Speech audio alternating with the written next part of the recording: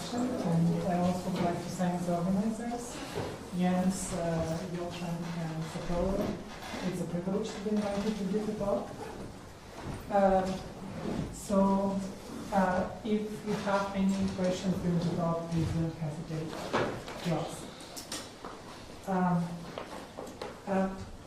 Polygamy is forbidden for Ashkenazi Jews since many centuries. But at some point of time, a Jewish man could have several wives. And in such a case, the man could close a contract with each of his wives to prevent fights among the family. This contract contained the obligations of the man in front of his wives. In particular, it was discussing how much money each wife should get in case if the marriage is dissolved, either due to divorce or due to death. Those obligations were of such importance that no money could be inherited by anyone until the demands of wives were satisfied. And Talmud discussed such a case. I'm going to title that as Marriage Contract Game.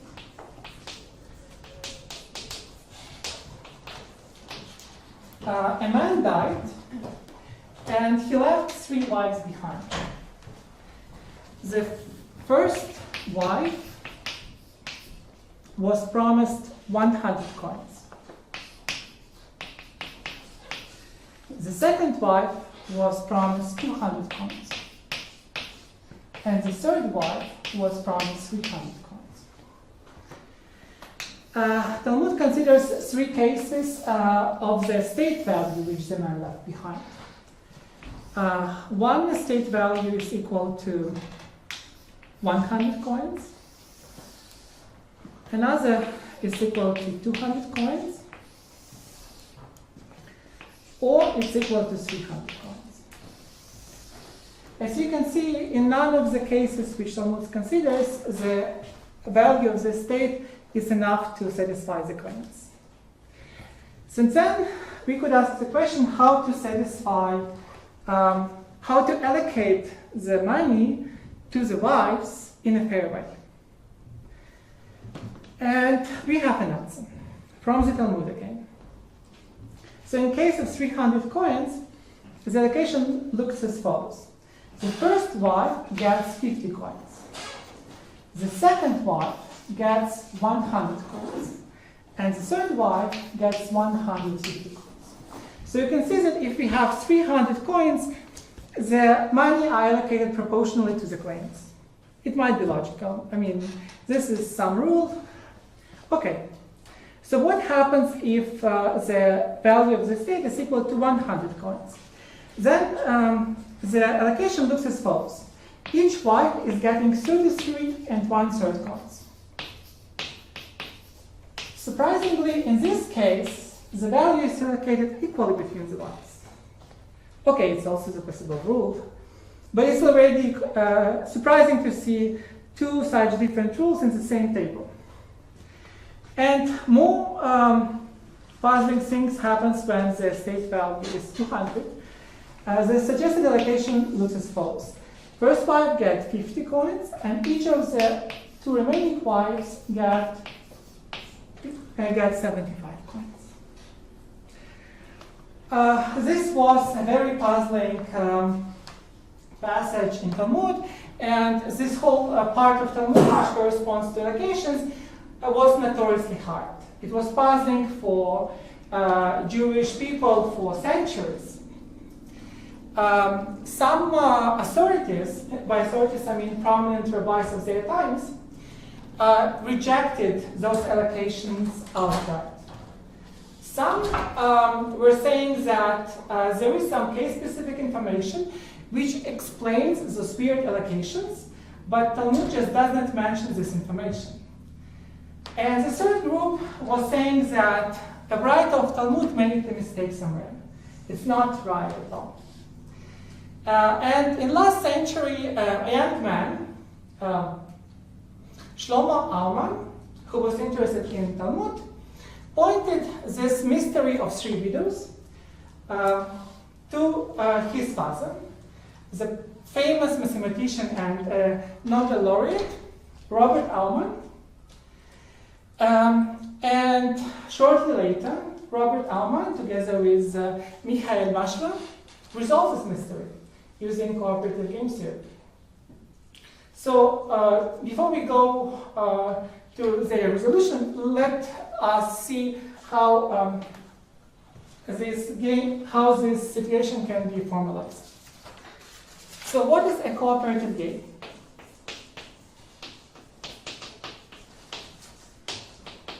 So in cooperative game, we have it's defined by a pair. We have a set of players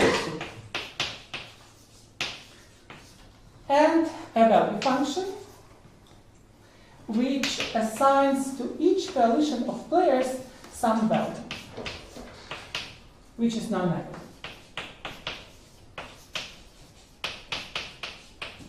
This value function represents how well can this coalition do if they work autonomously only together. They do not work with other players, they work only as a coalition. So in cooperative game, we usually assume that all players have to cooperate. All players have to cooperate, and now we would like to provide fair division of the total amount of money or total benefits which they can get together among the players. And this is captured by the concept of allocations. So allocation is a vector which essentially assigns each player some value and satisfies two conditions. First condition is that the vector should be non-negative. No player should pay for participating in the game. And the second condition is that the value assigned to all players is equal to the value which the whole grand coalition can get together. So here I use a shortcut to denote the summation. Sum of I in S, excellent. So this is the shortcut for summation, and this is really a function taking value in the grand coalition. So we have a game and we have concept of allocation. So now we have to understand how happy are players with a given allocation. How do they perceive this allocation? And this is captured by XS.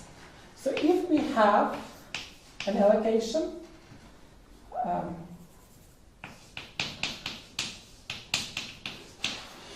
X, and a coalition of players, we can define XS as follows. Is the amount of money allocated to this coalition of players minus the amount of money this coalition can get if they work only together autonomously. So the larger this value is, the more is this coalition incentivized to cooperate. And the more this coalition is happy. The smaller this value is, the less happy is the coalition because they can do separately much better. If this number is negative, for example, it means that this coalition of players can achieve a larger value than they have been allocated by the given allocation. Okay? Is the mu not necessarily monotone? No, there is no definition that mu should be monotone. Yeah, but in all games which we are going to consider as monotone. So now this captures only happiness or incentive to cooperate of one coalition of players, S. But we have to define some global fairness. And for this we will need XS vector. And this will remind you the yesterday talk from the morning. So we are going to go through all coalition of players. For each coalition of players, we are going to compute the excess of this coalition. So how much value has been then allocated minus the value of this coalition. Then we are going to sort those numbers in non-decreasing order.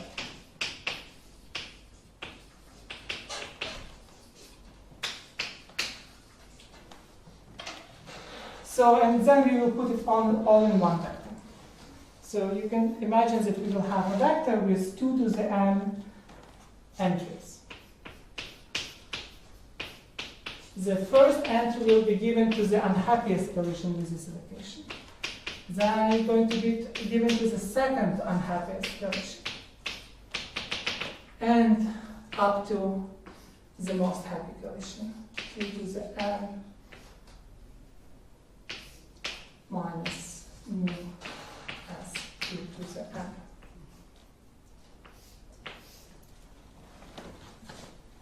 So this is denoted by theta of x. It depends on allocation, of course. And this is the excess factor.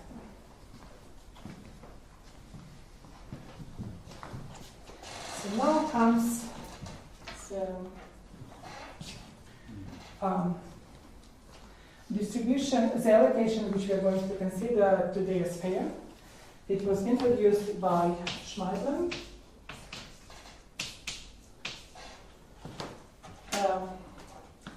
in 1969.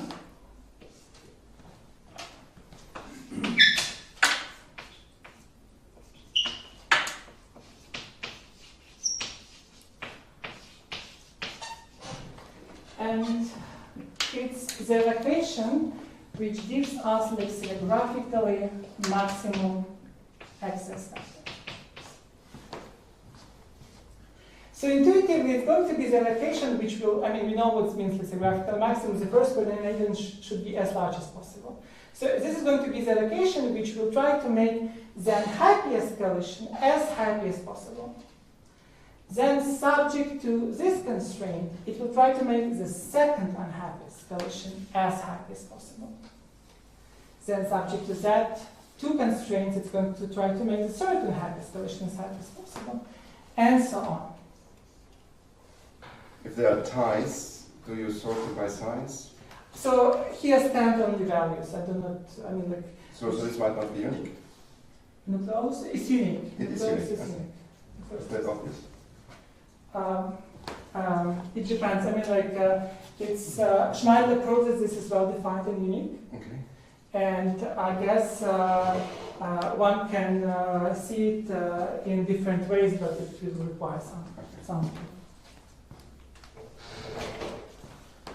Okay, so let me return to the marriage contract problem. So Allman and Maschler, they essentially started to try all concepts from the game theory, one by one. And at some point, they arrived at Nucleolus. After 20 minutes of computation, they found out that this is the Nucleolus for the following game. So the set of players, I guess, is clear. 3 wives play together. They kind of like have to cooperate. So what would be the value of a coalition of players? So if we have a coalition of wives, then the value which they can achieve together is computed as follows. So I'm first going to write the formula, and then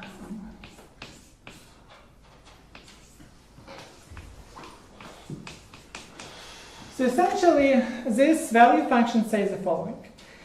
If we have a coalition of wives which do not want to cooperate, they basically say to the other wives, you take as much as you can claim, and we are going to get the remaining money. unless your claims used up all the money. In this case, we will get 0.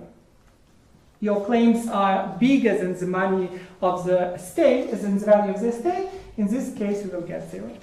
So this will be the value of the coalition which doesn't want to cooperate. So this resolved the mystery of 3 redox problem.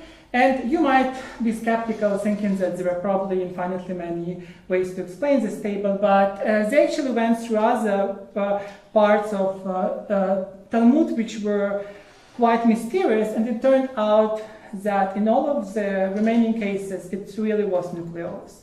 And they also, these formulations might be a bit, might make one skeptical that ancient Jews were able to formulate fair allocations in such terms, and they also provide mathematical machinery how Jews really came up to this concept.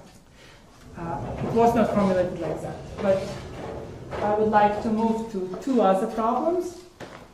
So one of the problems I'm going to mention just briefly to provide a feeling why the problem of computing the nucleolus can be harder than it seems in some cases. And in the second problem, I will spend more time. Wait, and, yeah. sorry, I guess I was just confused about one thing. So mu(s), I'm supposed to think of it as the value S can achieve by, like, the people in S cooperate or do not cooperate? Do not cooperate. Do not cooperate. It's quite noble way to not cooperate. You just give all the remaining people the money, all the money they can have. Yeah, Yeah, fair enough. Rightly so. Okay, so I'm going to go to weighted voting games.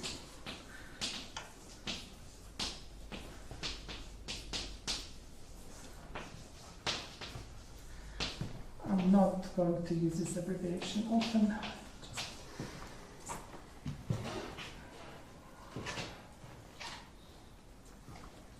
So a weighted voting game is, of course, it's defined as any cooperative game by the set of players, but what will be the value function of such a game?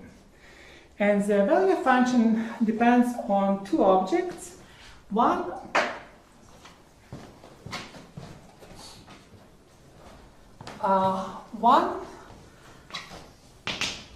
is the collection of weights. So we get for each player a weight.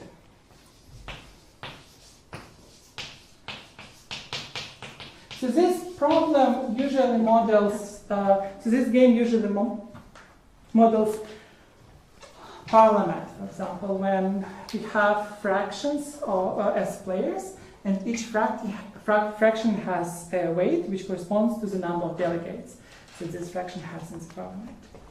We also have a threshold, which is a non-negative integer number.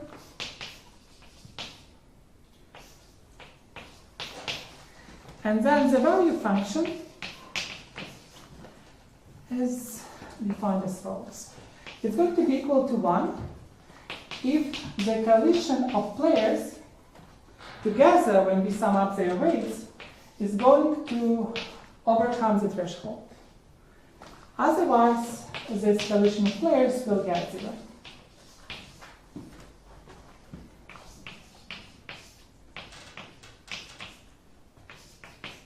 So this is the definition of the value function. So you can imagine that we have a parliament. If enough of delegates, if more than 3 delegates vote in favor of something, then this coalition of fractions will get 1, and otherwise they will get 0.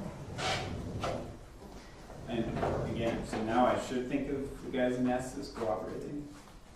You should think as a guys in an S as cooperating. I mean, Like, like, it's you not should, uniform.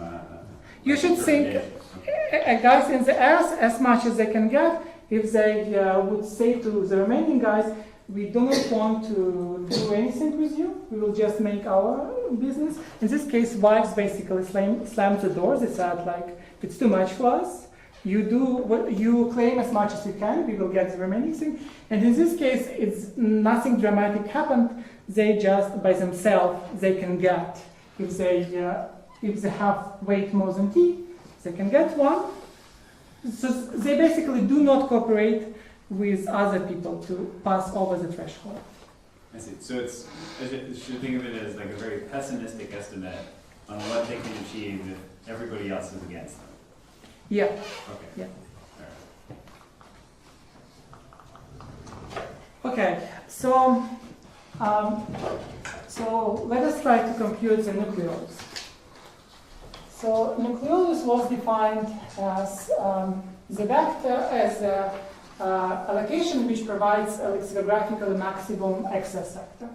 So as said before, the lexicographical maximum vector, excess vector, should have the first coordinate as large as possible.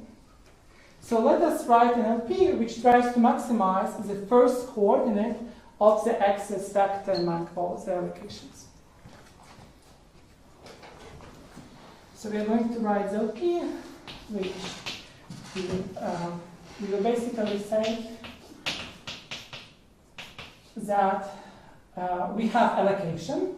So allocation means that the total assigned value to all the players is equal to the value of the grand coalition.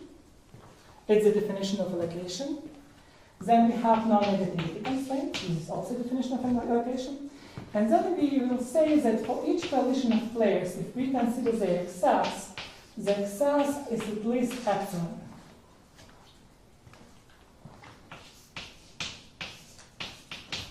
So whatever coalition we are going to consider, the excess should be at least epsilon, and then we will try to push this epsilon as much as possible above. And of course, the unhappiest coalition is going to stop us. And epsilon will be defined by the unhappiest coalition, essentially. So it's going to be giving us, epsilon will be really the first entry in the excess vector defined by the nucleolus.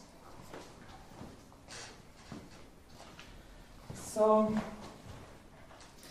this is this I will denote LP1. So it will also have its optimal allocations.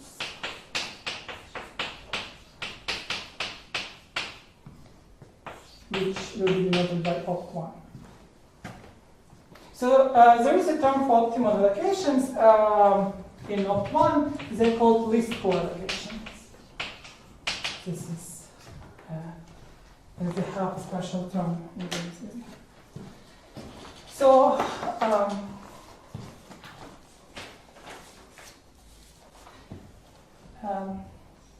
in 2007. So we know that our nucleolus is going to be somewhere in opt1 because the nucleolus will try to provide lexicographical maximum excess vector. So it's going to correspond to the optimal allocation for this LP.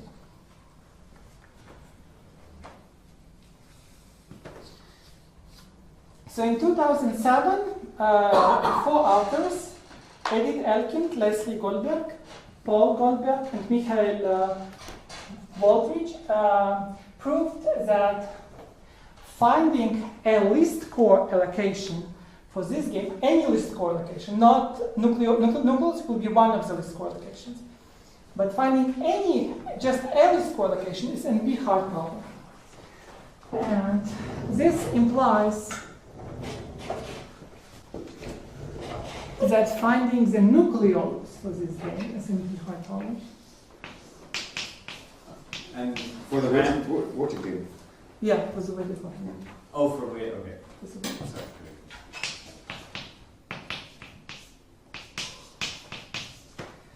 Finding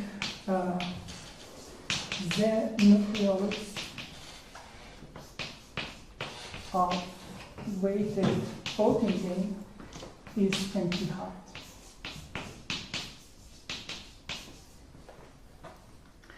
Okay, but as you see here, this looks like a Knapsack constraint. So then they were interested to, Knapsack, it's quite a good target for pseudo-polynomial. Maybe we cannot find a least square location in polynomial time, but it maps up usually very well with pseudo-polynomial algorithms. So, and they shows that one can separate over this LP in pseudo-polynomial time. So I guess like the last and the second and the third constraints are trivial. Let me just write the construction. So to solve the separation problem,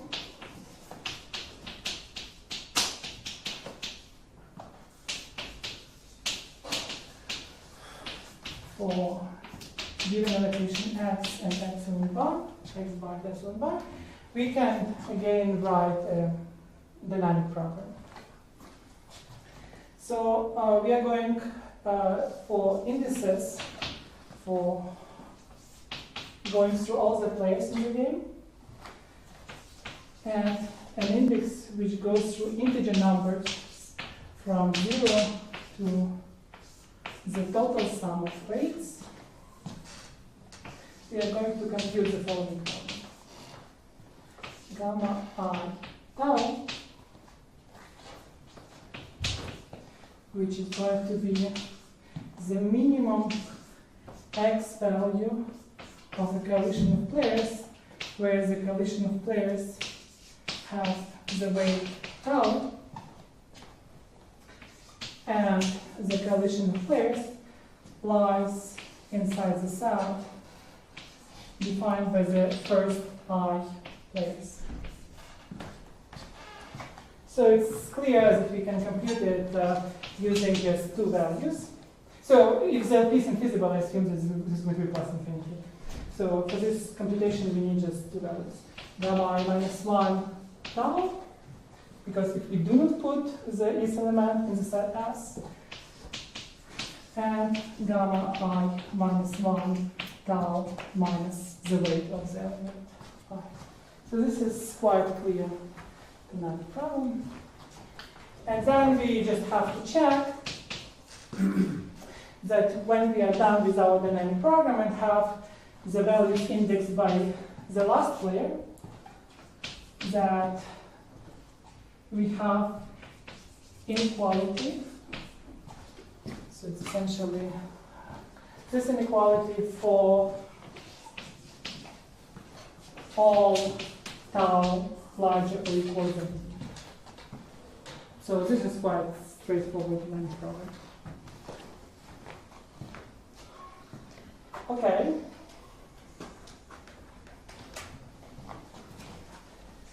So I guess I'm going to be space. So those four authors, I mean, this was one of the many results in this paper. It was in the same paper, they showed that one can compute a least square allocation in pseudo-polynomial time. So we can run the separation oracle efficiently, pseudo-polynomial over the LP1, and we can find least square allocation in pseudo-polynomial time. Sorry, I'm not stating that on that word. So, how should one think of this game? Like, I mean, why is it called a voting game? Because each person has some voting power. Could be a party. Could The be number of seats in the party. Yeah. And for example, you can imagine that they're voting for budget. States in the US. And the US is one means like they have their new one. Like someone's still trying to get some intuition on. Like if they have like a majority of the votes or something, then they can do whatever they want without any cooperation from the opposing party. So Republicans versus Democrats. Yeah. So if they have a critical value to get those fractions, they can win. Like this one corresponds to win. You can imagine that they probably try to get some budget, which they're going to distribute among the parties.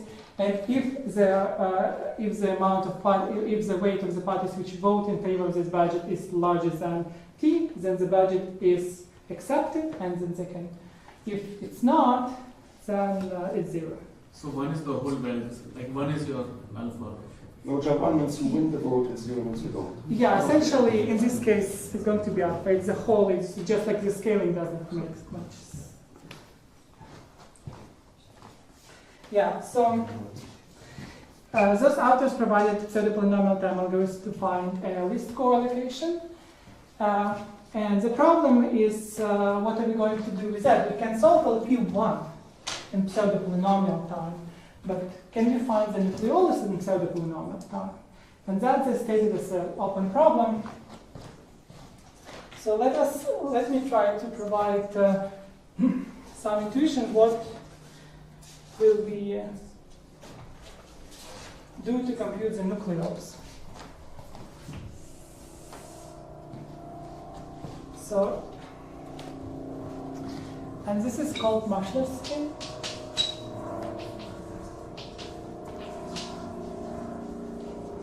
So we are going to solve, it was only one linear problem which we solved in a series of linear problems. We are going to solve the programs, more programs, which are indexed by numbers from 2 to the number of players. We might at least need to solve less linear programs, but at least the proof works, like the argument works to the number of players. And each of those programs is again going to be denoted by LPK with optimal solutions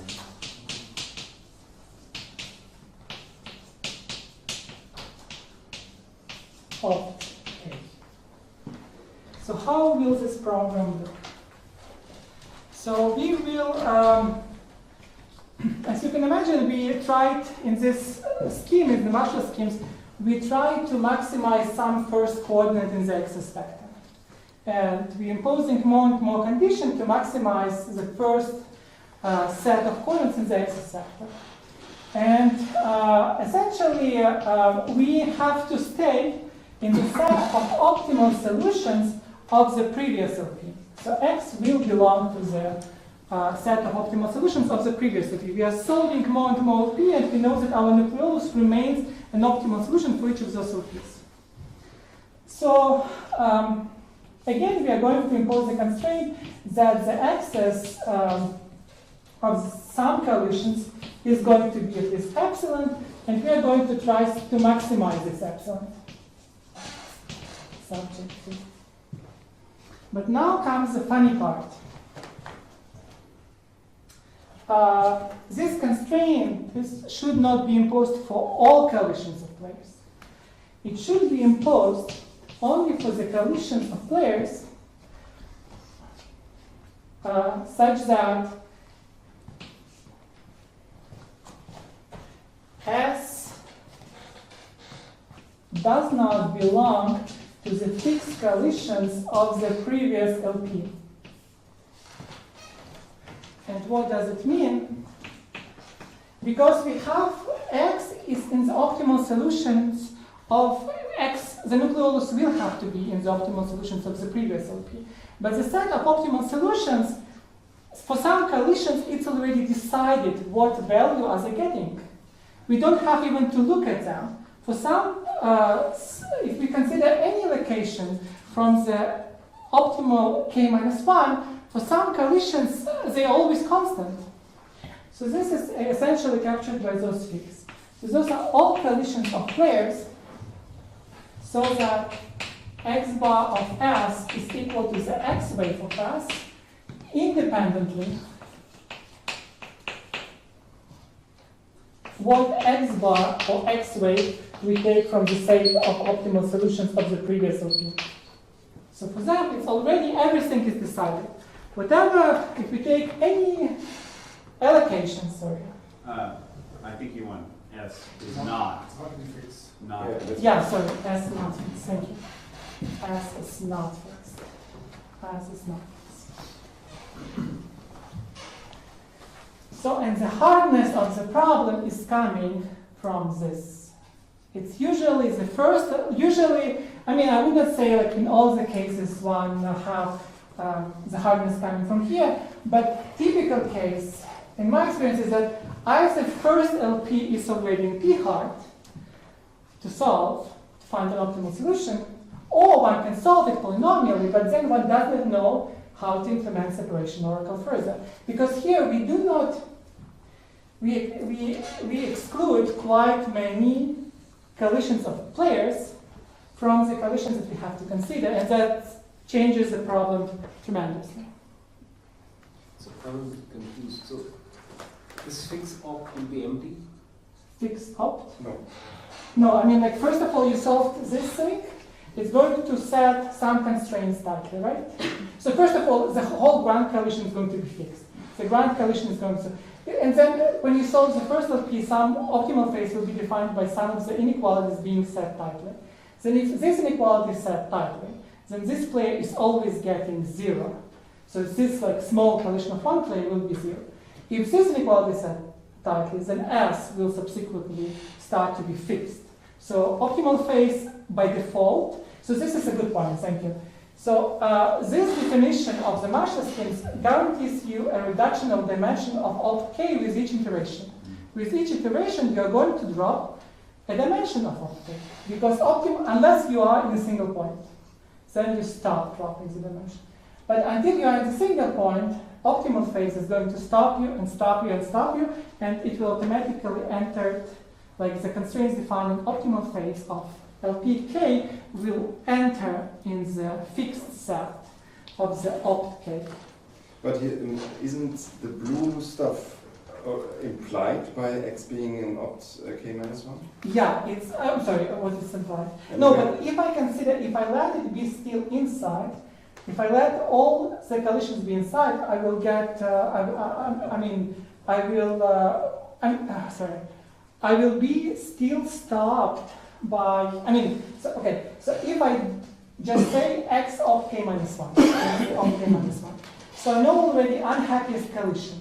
I know, like, I'm in a fixed or unhappy condition. If I drop this condition at all, that is similar, this collision will become unhappy again. Like, I'm not excluding the unhappiest collision which I already determined. I'm not excluding this unhappiest collision from this LP. Also, it will be the same epsilon. It will give me epsilon from the first iteration. If I do not Yes, exclude it, I will give me epsilon from the first Yes, iteration. yes. Thank you. And I guess once you know the type constraints, is it pretty obvious to figure out who is in fixed? To test whether something is in fixed is going to be, if you solved KLPs, to test whether the collision is in fixed, that's going to be trivial. It's just linear dependence, right? Yeah, it's just linear dependence.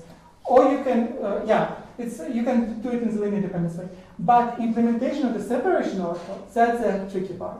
Right. Not testing whether inequality is valid for this LP, but separating over those inequalities is becoming unclear problem. And also, it's not clear that you know where the people in fix are going to be in the lexicographic order, right? They could kind of be all over the place, right? And that's also crucial. They are going to be all over the place. If you basically go one coordinate by each other, starting from the axis, it's not guaranteed to terminate in polynomial time. So it's going to be all over the place. Those fixed things, they're not going to be only just the first coordinate. Like big bunch of, like the crucial bunch of them are there because they are in the beginning.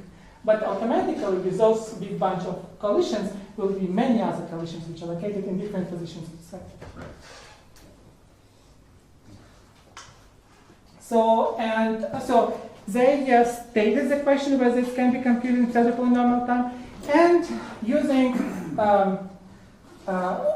it's not straightforward, but it's quite standard, I guess. We could prove that it's can be found in standard polynomial time. The nucleolus for this game can be found in, so not only the least score can be found, a least score location can be found in standard polynomial time, but also the nucleolus can be found in standard polynomial time. So this I wanted just to, the weighted voting games, I wanted to use to announce the result and also to explain the feeling why the problem is becoming harder. It's usually not because of the first LP which one has to solve, but of the strange separation oracle which appear, which is strange inequalities which appear. So now I'm going to speak about weighted matching games.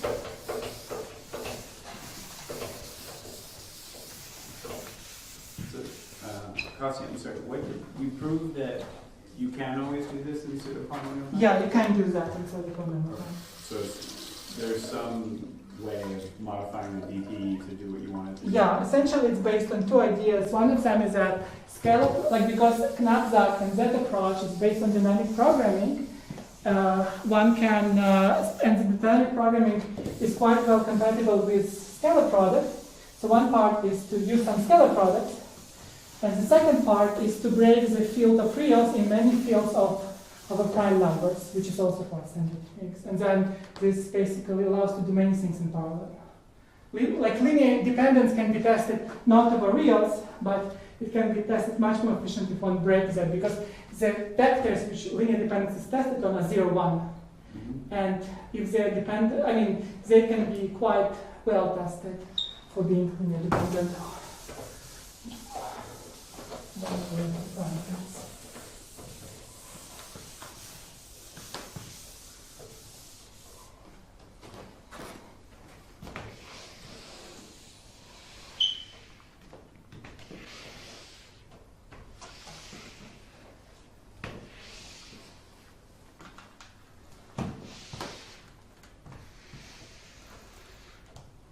But this works only because the problem was solved using dynamic programming.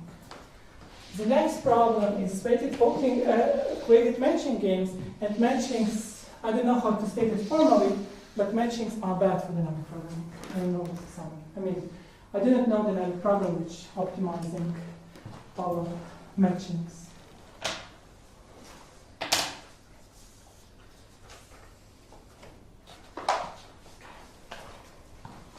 So weighted matching schemes.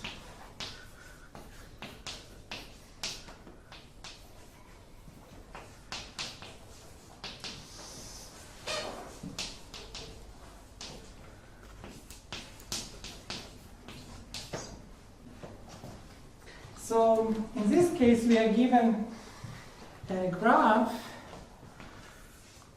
where the nodes of the graph are the players of the game, and the edges of the graph are the pairwise deals that they can close between each other. So we have players, and those players can close pairwise deals, which are described by the edges of this graph. Moreover, each deal is associated to some value, which one can earn if one closes this deal. So what would be the value function in this case? I mean, we're assuming that each player can close at most one deal.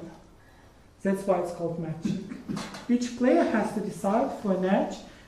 I mean, a node in the graph or the player has at most one deal. So each player can close at most one deal. So if we consider at the end the deals in the graph, it should be matching. That's why it's called matching games, and weighted because we have weights. Not only cardinality. So how much can a coalition do if they work only together? If they completely neglect the other part of players, how well can they do? So if we consider them autonomously, they still have to form a matching, because no one of them can close more than one deal. And since they are not playing with other players, it's going to be the deals which they close is going to be the matching in the graph induced by the set of players S. And the value is going to be the maximum weight of a matching. So the maximum weight of the matching in the graph associated, induced by those players. So I'm not going to go through the example. So we're not modeling that the other players could start making deals with the people in your subgraph. Yeah, I mean, in the big coalition, they're allowed to make deals with the people in the subgraph. But if we compute, like, what would be the value if this coalition of players decides not to cooperate, it's going to be how many deals can they close if they do not cooperate with anyone except themselves. And this is going to be matching in the graph, yes. So what is known for this problem. So for this problem, it was studied, I guess, quite extensively. Also weighted voting games, but they were studied also from many different perspectives. So there are several polynomial time algorithms to find Nucleolus.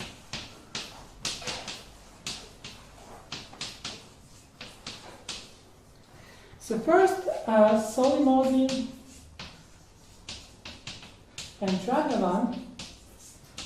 Shoy Moshi. Excuse Moshi.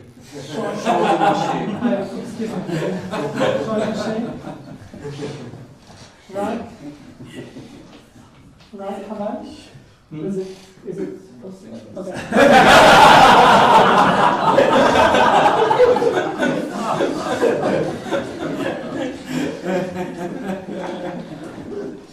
They proved that one can find the Nucleolus in polynomial time if the graph is bipartite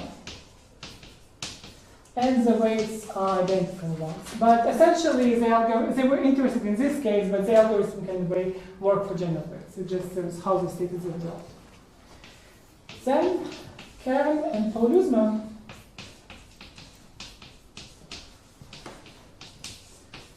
it's going to be a bit confusing because first comes last general result, but it's due to publication here. Proved that one can find Nucleolus efficiently if the graph is general and the weights are identical ones.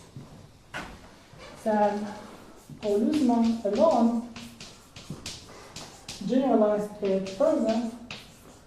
Actually, he changed a lot of things, proving that for graph general and W node weighted. So we have some node potential and the weights of the edges are defined by those node potential. W node weighted.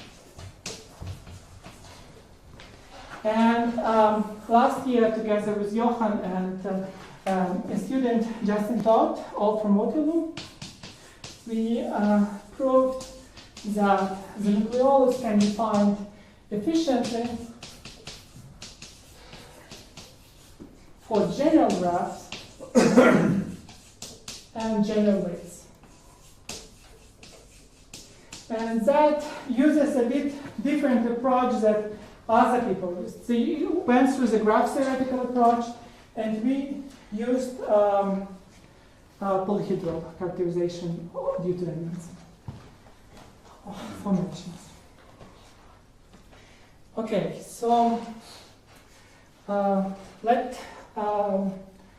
let me start then with Marshall scheme again. The Marshall scheme there is formulated quite generally. It was mentioned in the context of weighted voting games, but it's formulated really about for any cooperative games. So to start the Marshall scheme, we need to solve the first problem. And because of the structure of the game, the LP1 can be reformulated as follows. We are maximizing epsilon subject to the following constraints. Xm minus Wm is bigger or equal than epsilon for matching, for M being a matching.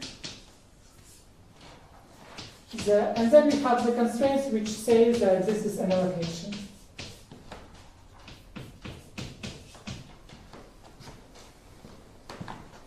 So this is LP1 star. This looks a bit differently, but because of the structure of the game, it models the same LP. Because essentially all people are assigned a non-negative value, and then happy escalation will not try to include anyone except the players who give the matching associated with the value of the escalation. And here I'm a bit cheating because X is a vector indexed by players. And matching is obviously defined in terms of edges. But this is standing for me if I would compute, if I would sum of nodes matched by matching M, I will sum the corresponding X value. So this is a bit different. So this is, we go through all matchings, we sum we go through the nodes matched by this matching, sum the X values, and we subtract the rate of the matching. It should be bigger or equal than epsilon. And then we try to maximize epsilon. So LP1 and LP1 star, they actually have the same optimal value.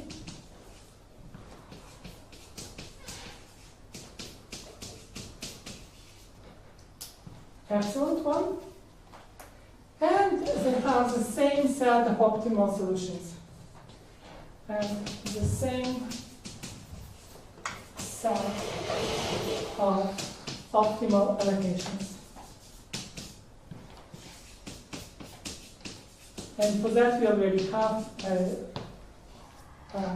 notation, it's opt1 for the same set of optimal allocations. So what's the difference between LP1 and LP1 star? LP1 is defined in terms of collisions of players.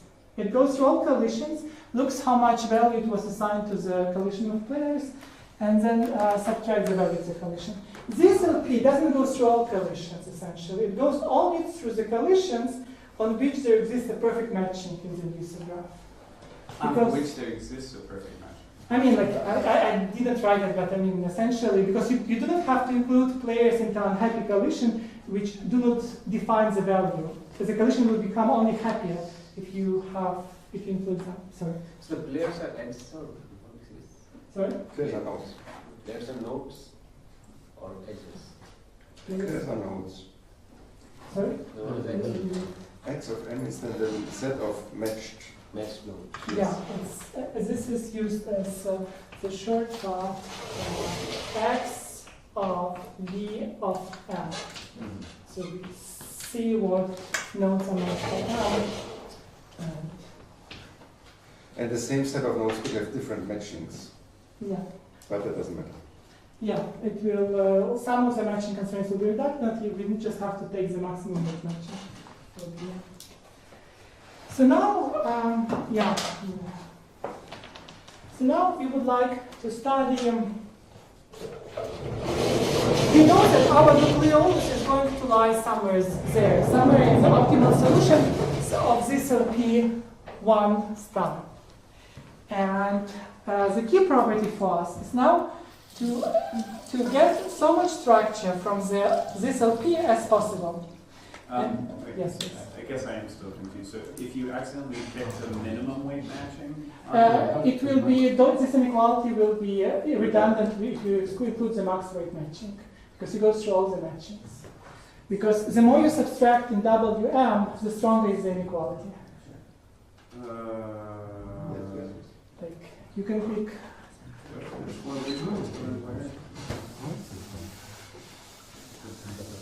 So if you have two matchings which match the same set of nodes and one of them have weight 1 and the other have weight 2, then this inequality will become stronger for the matching of value 2.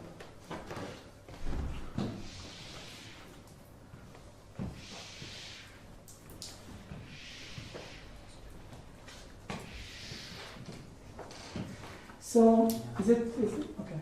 I'm sorry, I will have to. So to study the structure of the optimal solutions for the LP1 star, we are going to consider what matchings are really stopping us from getting a larger epsilon. And for that, we are going to take a point which belongs to the a point epsilon 1 x star, such that x star lies in the relative interior of opt 1. So we will take the most representative, essentially, solution among all optimal for the LP1 star. And then the matchings which are defining the optimal phase, which we're going to be typed as optimal phase, we have some notation for that. So they will be the matchings in the graph G, such that this inequality is tied for epsilon 1. So we are going to consider those matchings. Those are going to be the matchings which define the type inequalities for the optimal phase. But we also know, like, and here comes the trick. Here comes the trick. Because all the other people were going through the graph theory. They were going through the same LPs, they were changing LP1 to LP1 star. But instead of going to Edmonds-Gallai decomposition, we are going to try to understand those matchings in terms of the phase of the matching polytope. Essentially, we notice that the matchings M star are going to be the matchings which are associated to a phase of the matching polytope. In particular, they're going to correspond to the optimal phase of the following LP.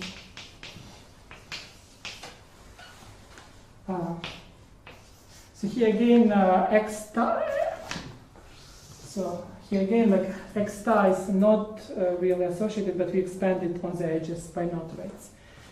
So you can see that those constraints saying that for each matching, the left-hand side should be at least epsilon 1. And only for matchings in M stars, this inequality is tight. So those matchings are going to minimize this function over y belonging to the matching polytope. Like those matchings, because they're making this constraint tight, those constraints, x bar epsilon 1 is feasible for this LP. So for each matching, if we take x star minus w and compute the weight is going to be at least epsilon 1, and only for the matching in M star is going to be exactly epsilon 1. And for the matching polytope, we know the description. Which variables are which here? So what is y now? Y is a matching? Or? Y is going to vary through the matching. It's going to be H index, and it's going to be varying through the matching polytope. Okay, and what is w? W are the weights as they were before. So W and X star is the point from the relative interior of optimum allocations. And it doesn't matter how you spread it over edges? We, for each edge, we give the node, like if you would include like node weight induced weight. So for each edge, it will be the sum of the endpoints of this edge, like okay. X. Okay. So this is going to be subject to, and here we know the constraints due to Edmonds. We have to go through each odd side, and we have to say that there are at most s minus 1 divided by 2 edges inside this odd side. We also have to go through all the players and say that each player can close at most one deal for I in N. And we also have non-negative constraints. And now we solve this LP. So we can compute efficiently epsilon 1 x star. This LP we can solve. This is mean cost matching. We can compute epsilon 1 x star because expression is mean cost matching. Then we can solve this LP. We can also solve the dual, and we are going to obtain the laminar family defining the optimal phase. We are going to obtain essentially the set of constraints which have to be set to equality to define the optimal phase. So this is N star and this is Y star. Yeah, this we can assume that this is empty because otherwise the problem becomes too simple. And those sets which are in laminar family and the edges which have to be set to 0 define us enough of structure to be able to go through the whole Marshall scheme and solve all of these things. Because the structure which we now, I don't have time to show, we can prove certain lemmas which are going to show that each of those problems admit compact formulation. We will have so much structure just coming from those laminar families, from this laminar family, and the set in this laminar, and the sets in this laminar family, that we can describe those LPs by compact formulations. And that's how we are able to find the nucleolus in polynomial time for weight matching games. Thank you for your attention.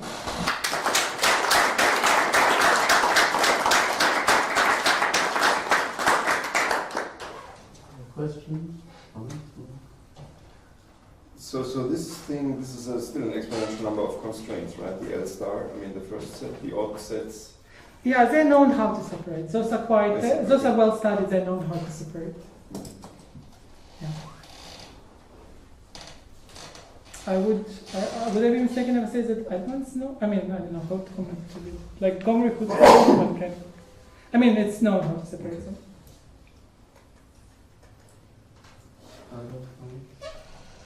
So I have two questions.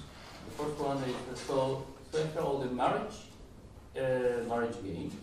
No, what? Marriage, I mean, I call it marriage contract. Contract game, yeah. So you can find it nucleolus in polynomial time.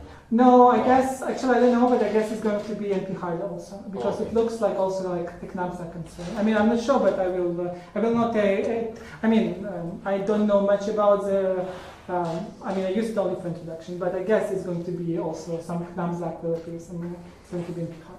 There should be a constant number of wives, I mean, I don't think. Yeah, the number of times.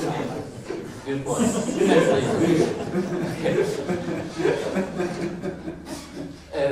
And if I remember correctly, if it's say your function mu, if the function mu is a polynomial rank function, I mean the monoconstant module function, then your game is called a convex game. Okay. Okay, and so can you find nucleolus of this convex game in polynomial time? Is it something known? I think so, yes. I think it can be done. And I think that the France game is such a game. Because when you take the, no, I mean not this one, the Y, the Okay. managed So concept. it's in polynomial, okay. Because you take, so mu of S, oh, I forgot the notation, but that was a modular function. And then you take the max with 0. Yeah, it's going to be. You take 1 minus that, I forgot, and then the max is 0, so that's going to be a sublateral function. And nucleolus can be found. I believe so. Okay, that's the same. Okay, so Michelle gave the two answers to two questions. Yes, Good. yes.